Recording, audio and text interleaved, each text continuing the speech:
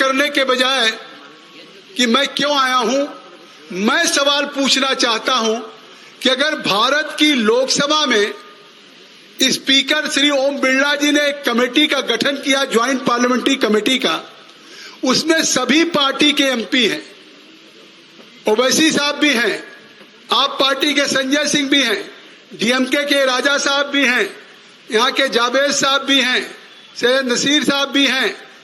बहुत से कल्याण बनर्जी साहब हैं, जस्टिस गंगोपाध्याय जी, तेजस्वी सूर्या जी, सभी पार्टी के 31 सदस्य हैं। तो जब ऑल पार्टी हम इस कानून को थ्रेडबेयर डिस्कस कर रहे हैं, रोज हमारी चर्चा हो रही है, तो जब ये कानून सब पार्टी के एमपीज के राय के बाद रिपोर्ट आएगी और रिपोर्ट के बाद कानून बनेगा, तो इस कर्नाटका में क्या जल्दी पड़ी है और ऐसा कौन हो रहा है, कौन उसका जिम्मेदार है और ये किसकी जिम्मेदारी है कि जब ये कमेटी बनी करीब 2 महीने पहले, इस 2 महीने में कर्नाटका एक ऐसा स्टेट है कि 38% नोटिस वक्फ का और बढ़ गया है किसानों की जमीन पे और तमाम लोगों के जमीन पे। तो इतनी बड़ी संख्या में, जैसा अभी हमारे तमाम शोभा जी ने कहा, तेजस्वी जी ने कहा, और पूरे प्रदेश में एक एजिटेशन शुरू हो गया। आखिर इतनी क्या जल्दी? जब एक ट्रांसपेरेंट कानून आ रहा है तो किसी को जिले जिले में जाके अदालत लगाने का काम, और जिसको कि ये वक्फ की प्रॉपर्टी, हम बहुत विस्तार नहीं जाना चाहते हैं, बहुत से डॉक्यूमेंट, बहुत टाइम लगेगा। मैं एक उदाहरण दे रहा हूं कि एक किसान जो मल्लिका अर्जुन हैं, इंडी तालुक के हैं, विजयपुरा के, उन्होंने कहा they handed me thick document showing the waqf had a claim on my land, कि उनकी जमीन पे उनको एक डॉक्यूमेंट दिया गया कि आपकी जमीन, लैंड जो है आपकी जमीन वो वक्त की है। But I am not an educated, उन्होंने कहा मैं एजुकेटेड नहीं हूं इसलिए मैं उस डॉक्यूमेंट को पढ़ नहीं पा रहा हूं, लेकिन मैं ये जानता हूं कि ये जो जमीन है, मैं बरसों से फार्मिंग करता हूं, वो हमारी है। अगर हमें एक दस्तावेज खाली पकड़ा दिया जाएगा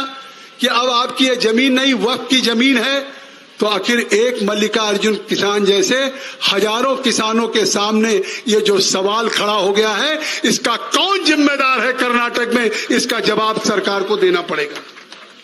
कि आखिर इस तरीके से क्यों घटनाएं हो रही, या जिस तरीके से हो रहा है कि बी दैट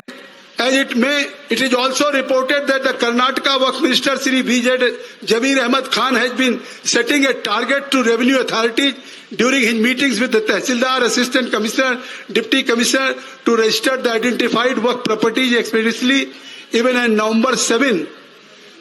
नवंबर को एक विलेज है बागलकोट में, जिस एक गांव के उस बागलकोट में एक विलेज में 16,000 लोग जो बरसों से रह रहे थे उसको वक्फ प्रॉपर्टी डिक्लेयर कर दिया। इसलिए जगदम्बिका पाल चल के आए कि हमको अगर जिम्मेदारी वक्फ बोर्ड के चेयरमैन की मिली है तो ये नहीं कि जो बरसों से कोई अपने मकान में रह रहा है, बरसों से किसान 1920 से 1930 से लगातार खेती कर रहे हैं और उसके बाद उसको हो जाए। Farmers were issued notices by the Waqf Board seeking eviction of their lands, though they have been cultivating it for over a century. 1920-1930 से जिन जमीनों पे कर्नाटक के किसान खेती कर रहे हैं, उनको आज इस दौरान क्यों नोटिस वक्फ बोर्ड का दिया जा रहा है जब तक कानून न पास हो जाए? इसलिए हम चल के आए हैं, तेजस्वी जी चल के आए हैं, हम ये मिलने आए, हम इसको अपने रिपोर्ट का पार्ट बनाएंगे। तो इसलिए केवल नोटिस नहीं दिया जा रहा, उनको नोटिस के साथ साथ farmers claim that apart from being serve notices, changes have been made in the RTC. Changes have made in the RTC. RTC मतलब record of rights, tenancy and crops, जो इस प्रदेश का कानून है आरटीसी, उस आरटीसी में भी चेंजेज हो रहा है। ये सरकार की जिम्मेदारी नहीं बनती स्टेट की?